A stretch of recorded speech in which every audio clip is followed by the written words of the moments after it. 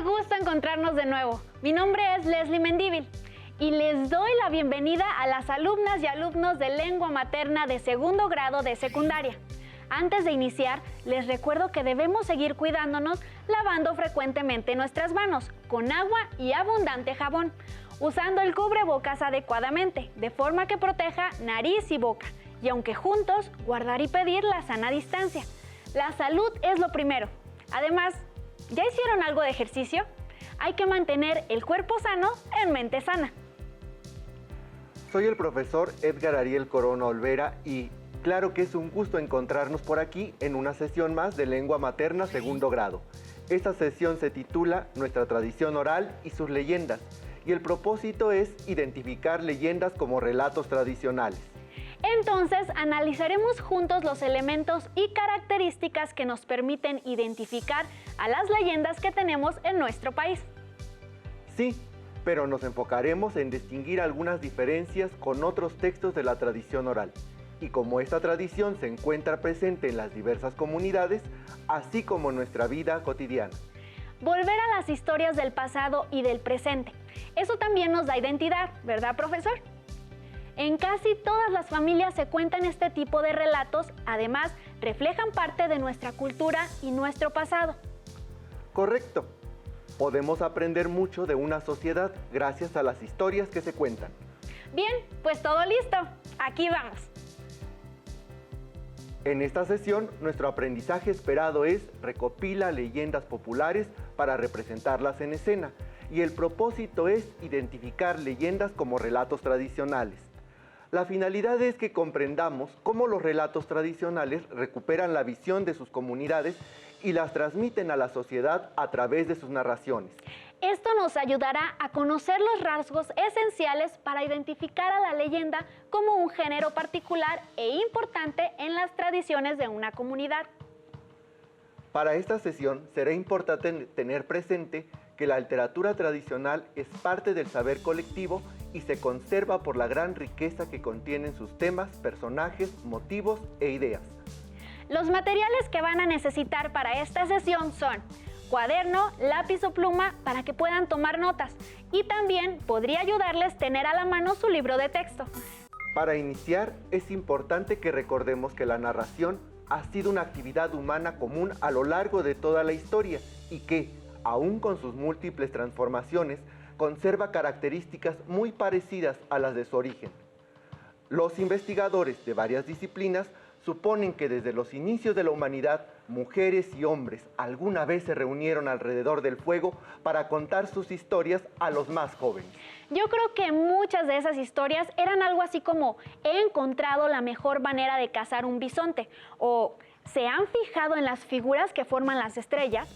Lo cierto es que a través del tiempo la humanidad se ha tenido que reunir a contar historias como cuando ante eventos naturales como tremendas lluvias o terremotos, los pueblos más antiguos tuvieron la necesidad de reunirse a contar sus hazañas de cómo vencieron la adversidad para que las futuras generaciones aprendieran de ellos y claro, no olvidaran el esfuerzo de sus antepasados.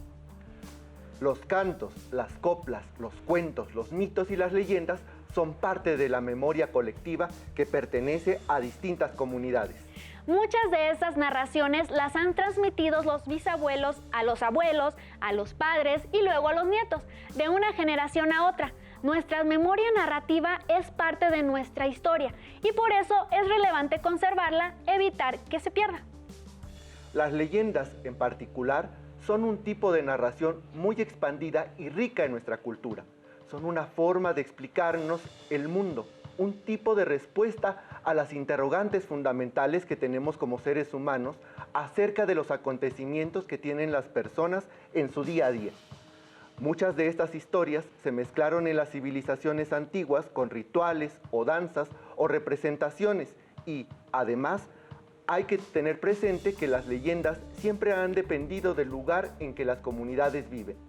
Es verdad, porque no tienen las mismas leyendas los habitantes de lugares con ríos que los que vivieron en el desierto, o los que viven en el sur que los que viven en el norte.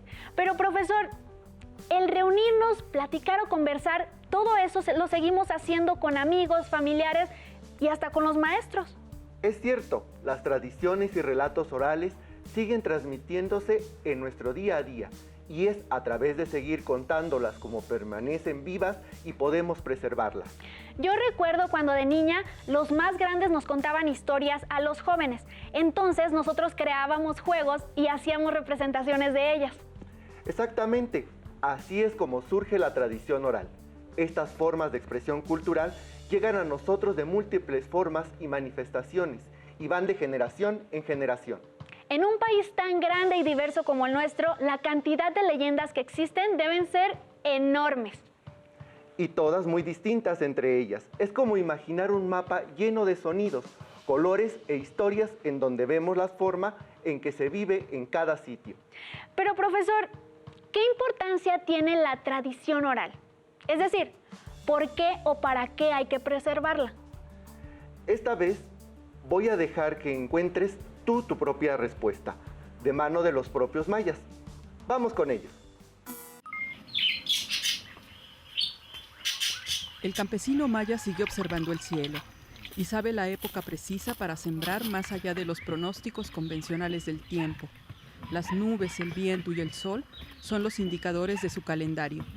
Toda esta observación de los astros y de la naturaleza pues busca asegurar una buena cosecha, pero también una buena relación con la misma tierra. Si hay en el ambiente una falta de aire, se propician los aires, ¿no? Hay todavía en la actualidad, incluso los niños saben que hay que silbar para atraer al aire, ¿no? Y ya después de varios silbidos, el aire empieza a venir, ¿no? Y durante las quemas, desde los distintos puntos cardinales se silba para hablarle a los vientos.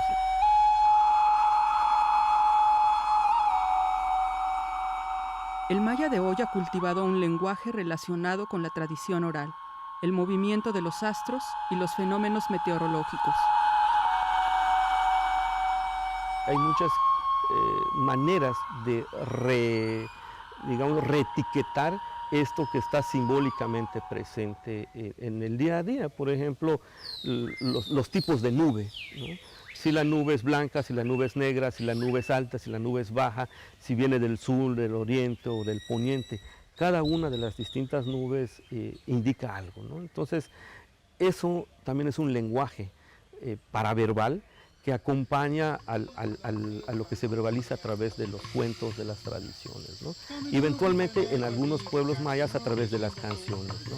Aquí en Yucatán y en la península de Yucatán, las canciones aparecen solamente en los momentos rituales.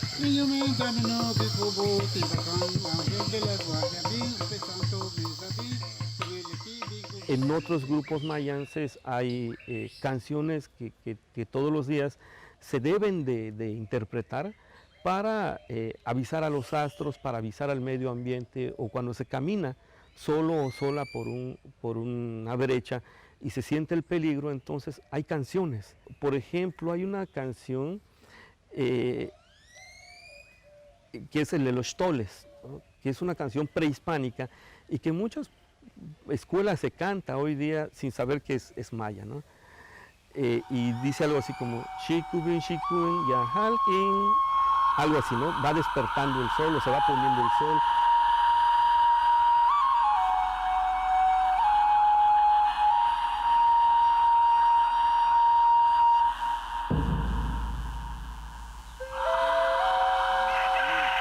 Al paso de la conquista, la astronomía maya sobrevivió como elemento de resistencia cultural que permitió mantener vivas tradiciones prehispánicas en sincretismo con lo occidental.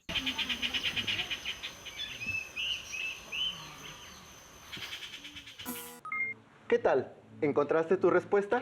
Sí, profesor.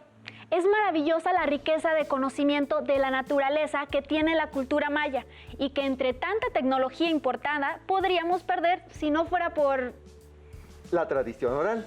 Muchas de las creencias de las comunidades influyen en sus relatos y en su forma de utilizar la palabra como medio de expresión. Estas creencias se conservan a través de la recuperación constante de los hablantes y las formas que tienen para compartirlas de boca en boca. Profesor, Me quedo pensando en la variedad de relatos, composiciones y otras expresiones que forman parte de nuestra oralidad. Tengo algunas preguntas. ¿Podemos ir a ellas? Claro que sí. Para comprender los relatos de la tradición oral, ¿tenemos que ser habitantes del lugar donde se originan? ¿Podemos diferenciar de manera clara los elementos de la leyenda de otro tipo de relatos pertenecientes a la tradición oral? Son muy buenas preguntas. En primer lugar, los relatos de tradición oral son como una familia, se parecen entre ellos. Lo que los vuelve distintos es que cada lugar busca integrar aspectos propios de la zona donde vive. O sea que en algunos relatos la diferencia está en los lugares que en ellos aparece o al lugar donde ocurre la narración. Sí, pero también pueden variar en el número de personajes. Algunos tienen más, otros menos. Y, por supuesto, también cambian los nombres. Sin embargo, podemos comprenderlos porque el lenguaje que utilizan en las diversas versiones es sencillo, coloquial y corresponde con las características de su género, cuento, mito o leyenda. Y es precisamente por esto que, por un lado, se parecen a la vez, pero tienen características que los hacen diferentes. En nuestro caso, el interés de esta sesión está en las leyendas. Correcto. Y de manera breve, podemos decir que este género se caracteriza porque tiene un cierto grado de verdad.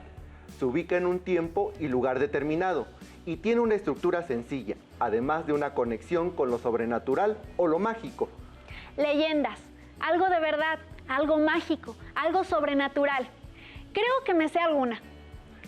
Recordemos que toda tradición es producto de un proceso, y este proceso se compone de testimonios, situaciones, vivencias y en ocasiones forman parte de los rituales que marcan la comunidad que los gesta, su zona geográfica y sus costumbres.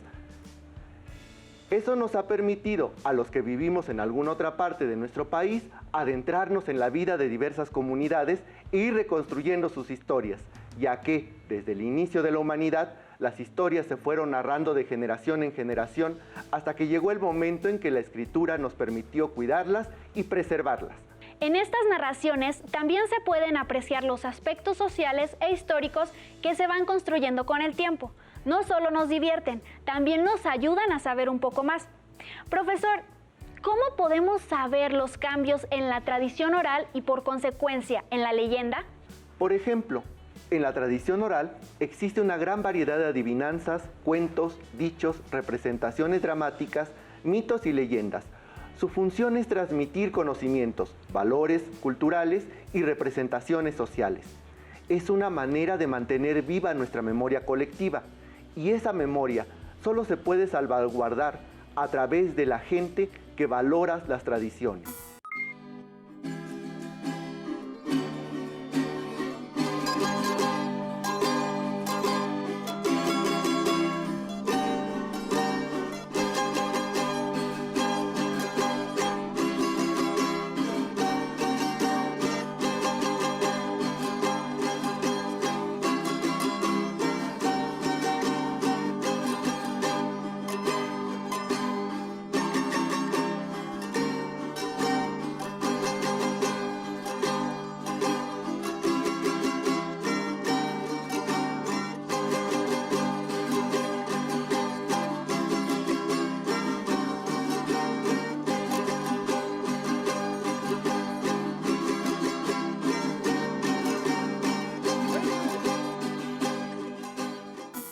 En las imágenes pude observar algunas tradiciones de nuestro país, como la celebración del Día de Muertos y sus flores de cempasúchil.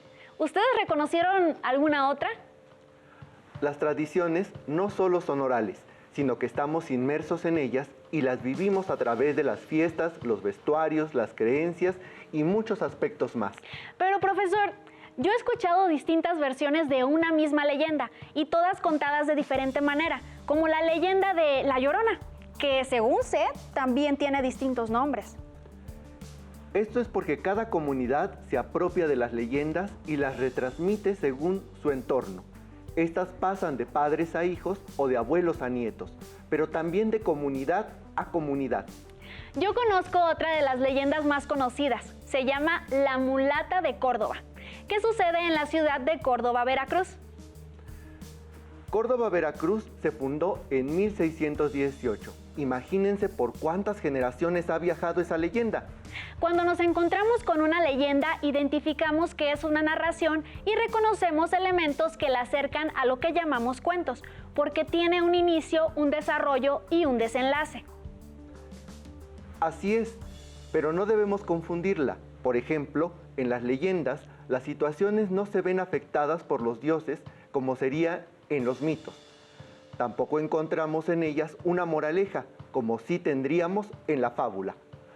La característica principal de las leyendas es que poseen elementos verdaderos que se pueden comprobar, pero también otros que son mágicos o sobrenaturales. Identifiquemos en el siguiente texto los elementos de la leyenda. La Salada fue una enorme laguna que se secó hace muchos años. Hoy parece un desierto de arena. La carretera La Rumorosa pasa a uno de sus costados y su vista es impresionante.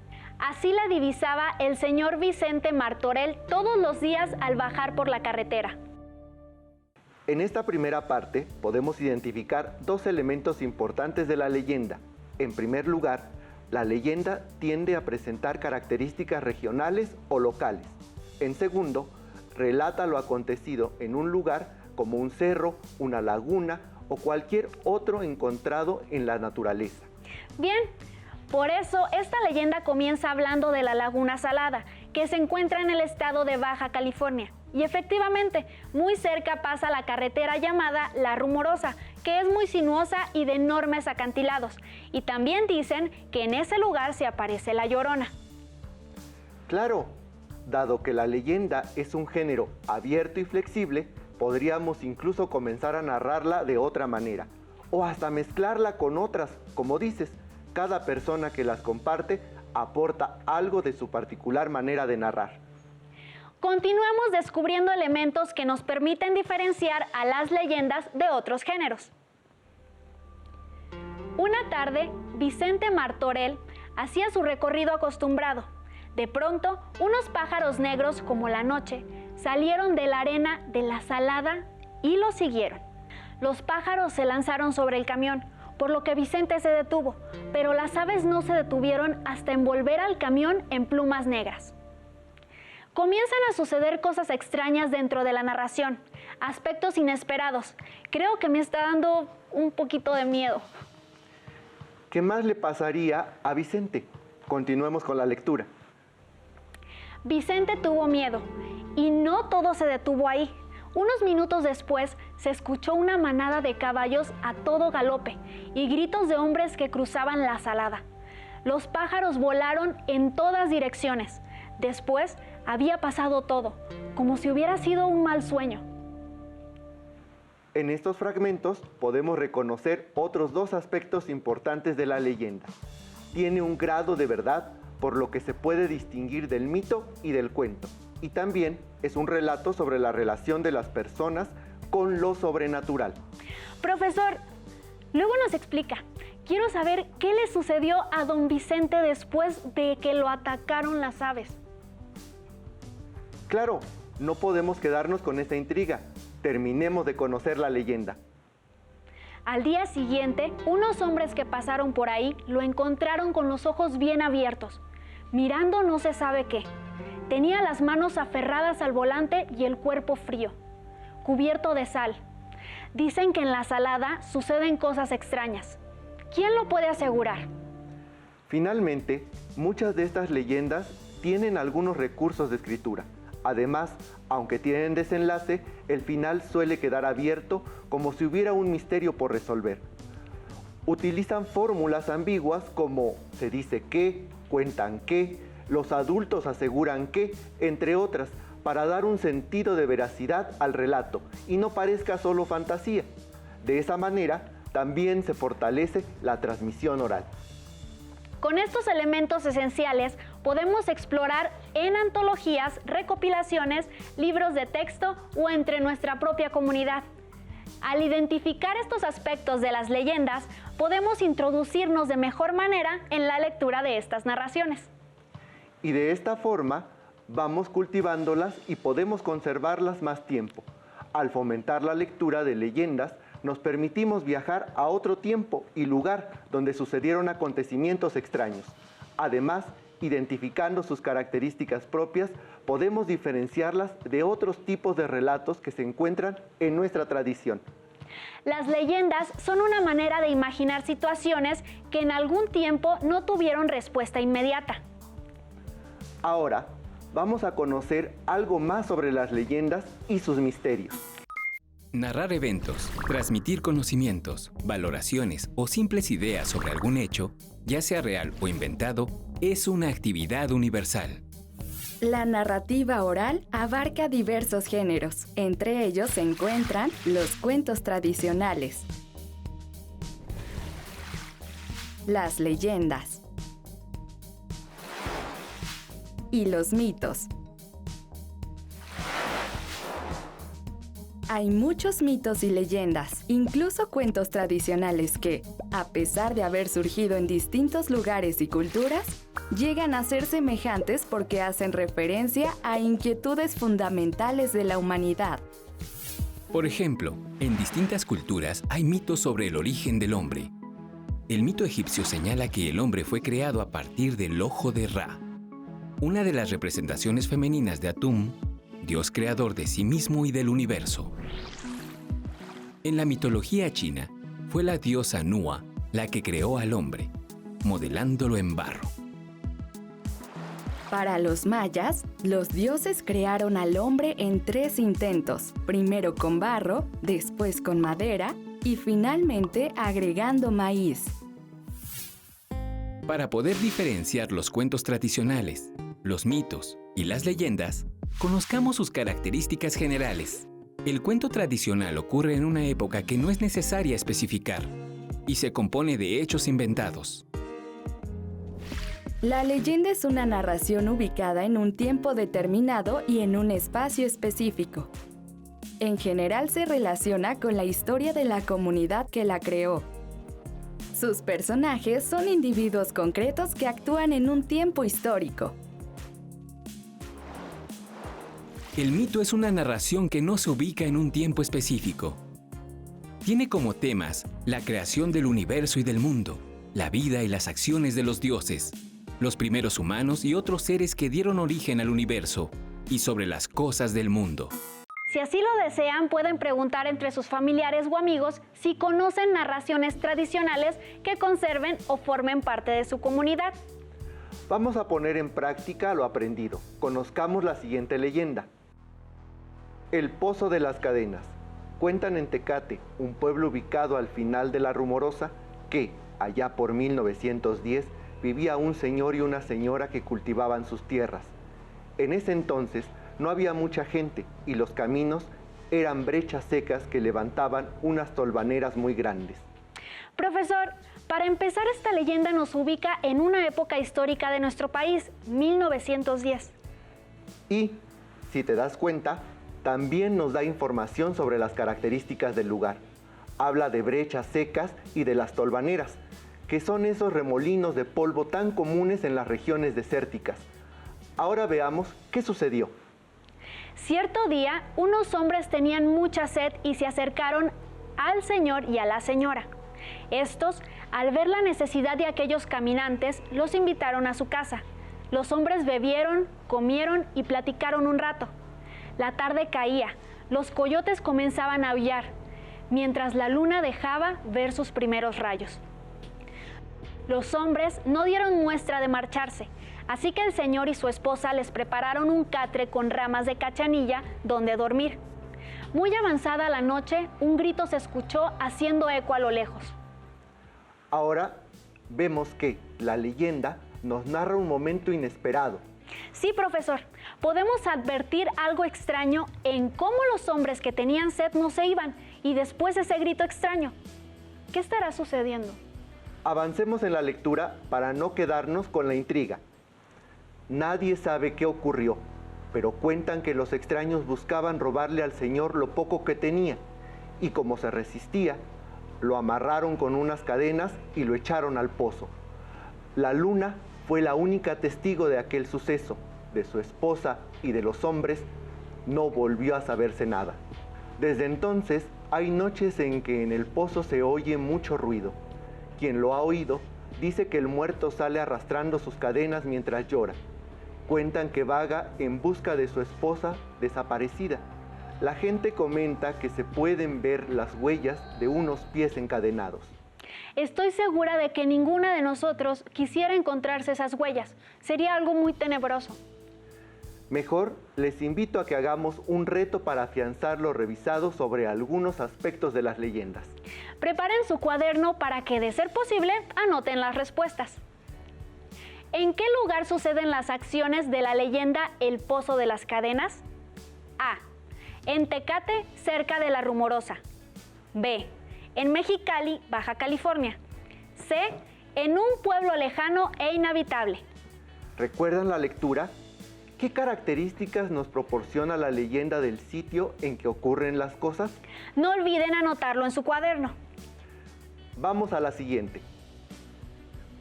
¿Qué suceso sobrenatural pasa en la leyenda que leímos? A. Encuentran a unos hombres con sed. B. Unos coyotes aullaban por la tarde. C. Un muerto sale arrastrando cadenas de un pozo. ¿Recuerdan ese acontecimiento sobrenatural? Yo sí, y todavía me provoca miedo. Vamos a nuestra última pregunta. ¿Qué recurso de escritura utiliza la leyenda para dar sentido de realidad? A.